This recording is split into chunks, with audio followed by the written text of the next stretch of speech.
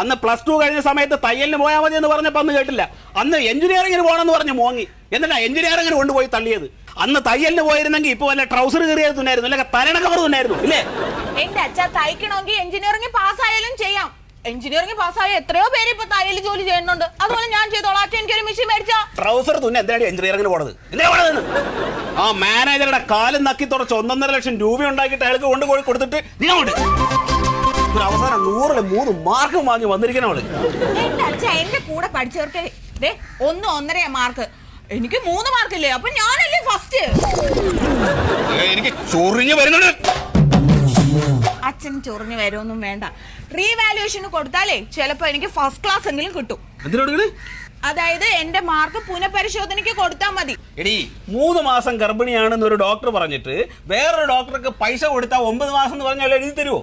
എന്റെ അച്ഛ അങ്ങനെ സംഭവിച്ചിട്ടുണ്ട്.